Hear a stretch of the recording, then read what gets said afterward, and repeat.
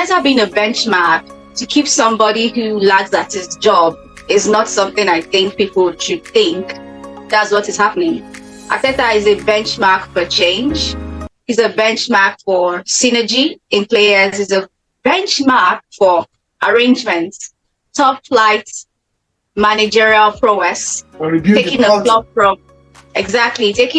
from nothing, learning how to clean house, which Man United are terrible at. Seriously.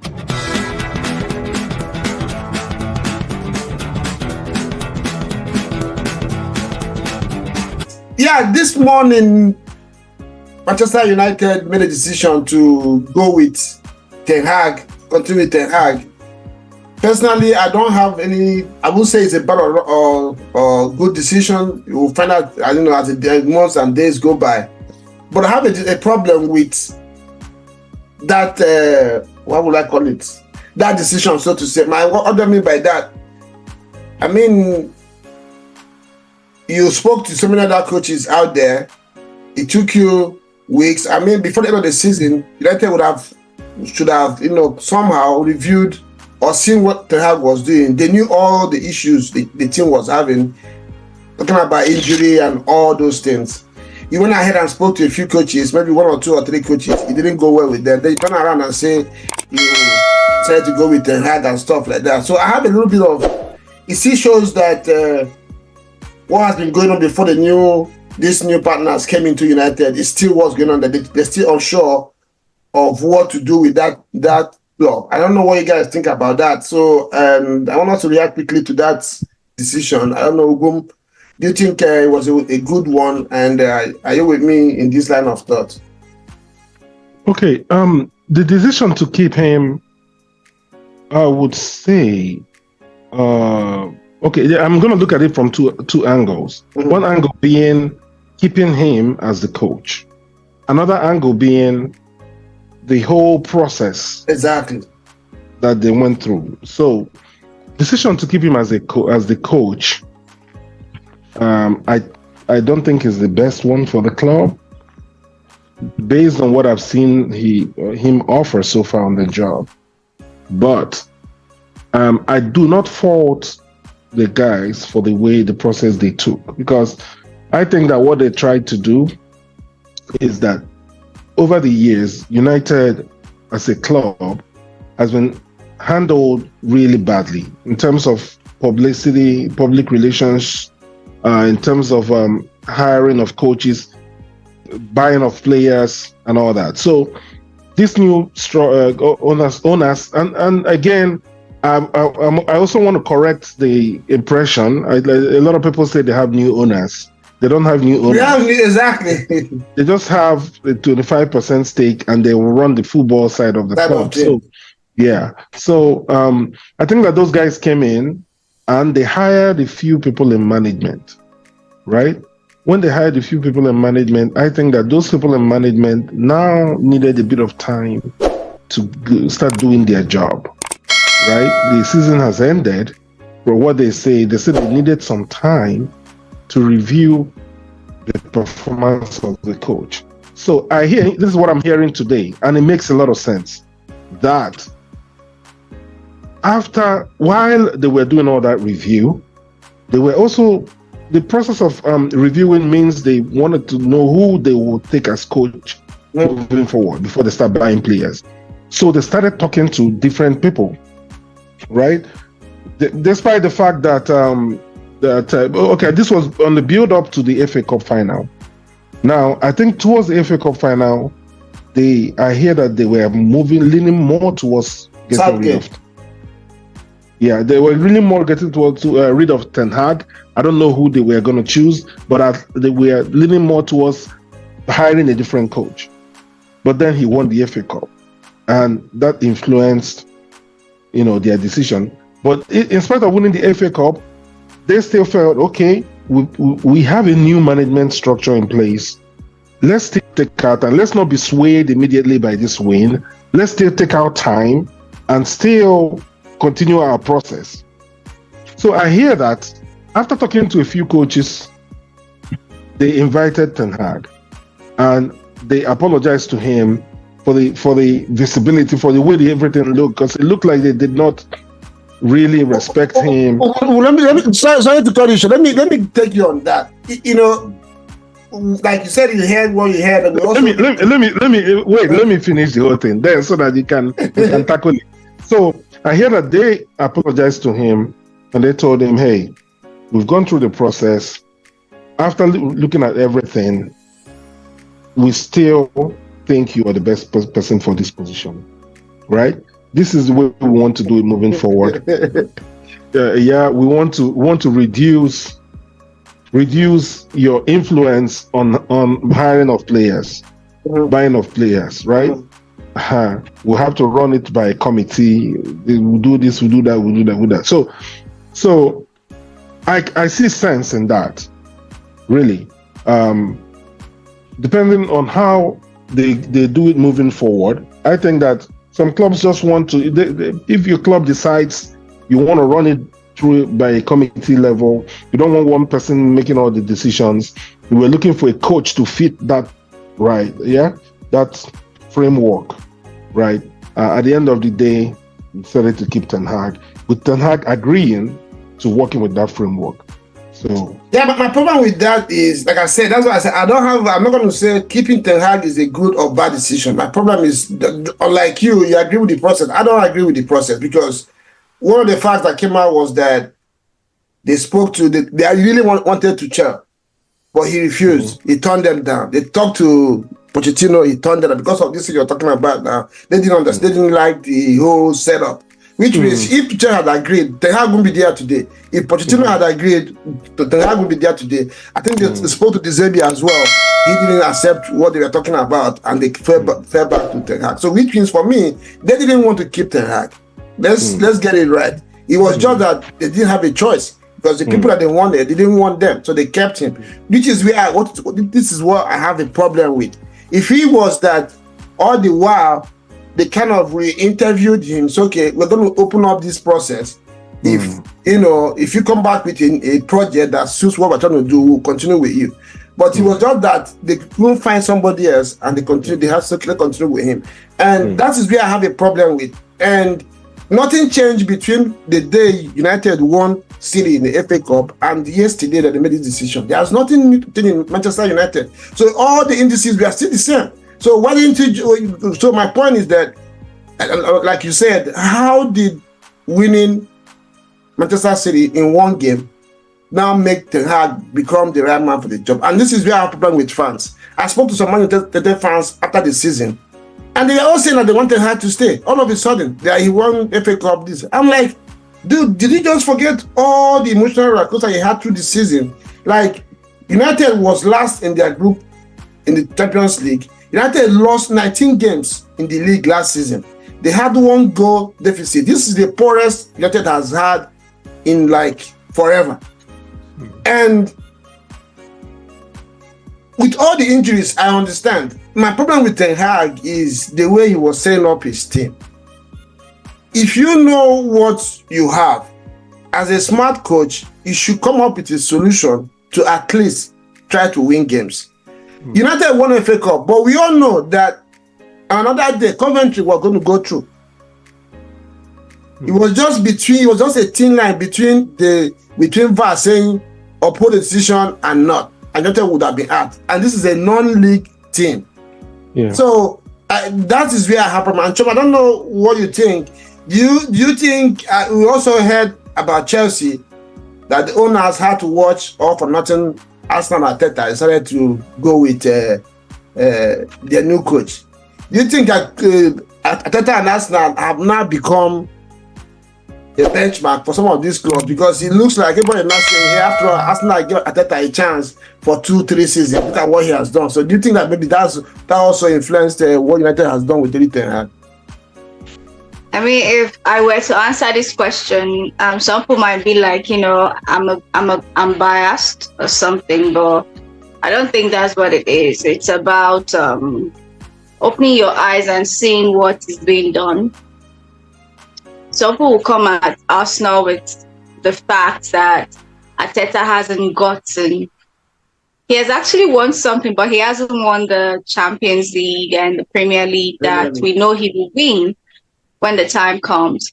But Arteta being a benchmark to keep somebody who lags at his job is not something I think people should think that's what is happening.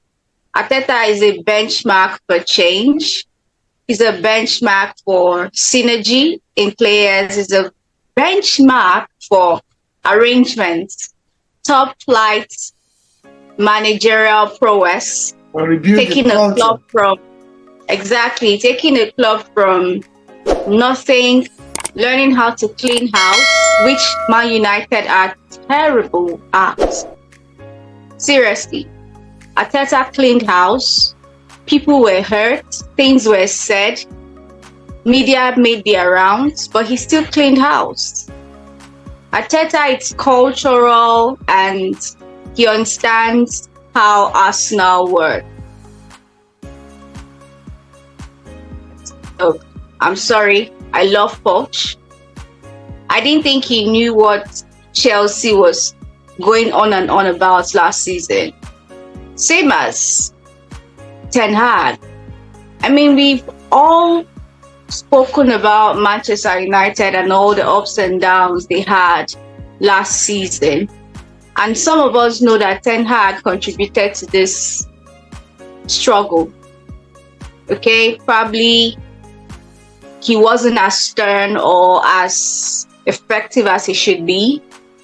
We even had doubts about him choosing players and everything. And now this guys think that an FA Cup, I believe, no bans. It was just a way to console them because, come on, seriously. Like, I mean, Man City had everything to win that, but they just had to pacify their neighbors. Some people say it was scripted. I believe it. I could say that, but then people would think I'm crazy. But this is what I know. Keeping Ten Hag doesn't sound like a great plan to me. Exactly. You know? I'm with you on that. I really believe. So let me come back to you again. There's also rumor that we are really leaning towards hiring Southgate. But the thing was, another issue was Southgate. Yeah, if you go with Southgate, if England goes all the way in the Euros, they will finish the tournament just a day before United's first preseason game, which was not going to go down well with their preparation for the next season. So that also affected them, decided not to go with him. So now, if they fall back to Ten Hag, and I hear that it's really, really strong on Southgate. Looking like maybe 3 months into the season, Southgate might still reappear. Depending on what Ten Hag does with the team, between the first 3 months of the season, they could still go, fire him. So for me, it's still a very messy situation right there in Manchester United. I don't know what the fans are happy about. I don't know if they look at these things objectively. I know fans sometimes can be fickle with our thinking. We just go with the flow and the what is going on. So I don't know what you think about all that. With Southgate, like somebody was saying, which I can kind of agree. Southgate is good. All you said about Arteta is something that Southgate knows how to manage every other thing outside the field of play. Talk to fans, what to say in the press conference, deal with management, management with players. I think he's good with all that. But where I have issue with him is the technical aspect of the job. So I don't know, should do you think that would have been a good decision for United? No chance. No chance. It would have been crazy. I don't want to believe that the owners or the leaders of United were considering making Southgate their coach. If I were a United fan, I would resist that with every bit of me, because Southgate hasn't proven to be a really good tactical coach, right? National team level is different. He's been, he's done well with England, but I dare say that he should have won a trophy for England by now, considering the talent at his disposal. So, it would. I'm sure it would drive the fans crazy if they hear tomorrow that United want to hire Southgate. Just like there was a meltdown already for some fans online when they heard that Southgate was in the frame. But let's see. Like you said, it's possible that if Ten Hag doesn't start well, they could let him go. And Southgate is already saying he's going to leave the position after these Euros. So it's possible. Why does he think he's going? He can't go anywhere because well, another thing is, like you said, sometimes too you stumble into some good stuff. United could also. It's possible that all these things that are being used as excuses to what do they call it? To make excuses for Ten Hag could be true. I mean, a lot of things were going on in United dressing room. The players' disciplinary issues, the players that were assigned were not doing what they're supposed to do. They couldn't perform. Injury. They had about 65 injuries, 9 separate injuries throughout the season, which is unprecedented. It's possible, but it's only time that will tell if this was the right decision for United or not. Because for me, I don't think I think United should have, if they wanted to Ten Hag, they should have backed him. And I had issue with them not even coming out after the end of the season to back him. They just let it open. It was obvious that they didn't trust him to move forward. They only had to come back to him because they couldn't find their targets. So we see what happens with that. United fans, let us know what you think. You think Erik Ten Hag is the right man to take United to the next level, continue with the team and rebuild United? Because just like Choma mentioned earlier on, it's not just about on the pitch performance. There is so much involved with that club right now. Going on aside the pitch, cultural rebuild, setting up players, and I hear they want to go strong on young players. They feel that he did well in that aspect throughout the season. I think that's a joke because Kobe Meno is a talent. He will always shine. Put him anywhere, he will always shine. The 2 or 3 players that they had, I know you can say he gave them chance, but don't forget that there were injuries as well, which also gave him no choice than to play some of those players at the time, which now give them the chance to shine. So that's the way I look at it. I don't think it was. I think United is still a joke when it comes to managerial decisions. The Glazers are still doing their thing. They're not doing. Yeah, exactly. There's no. I don't feel there was any. The whole process and the way they went about this decision for me wasn't the right way. But whether it was wrong or right, we'll find out a few months from now, and we'll know who was wrong or right. It's also possible that Ten Hag is just holding on to that job until something good comes out somewhere, and then he will walk away. Then another aspect before we go is, I also hear that they are discussing a new deal for Ten Hag, which for me, again, I don't think is right. Because this is a coach that you really didn't want to continue with. Why not wait? I mean, Ten Hag is not going anywhere.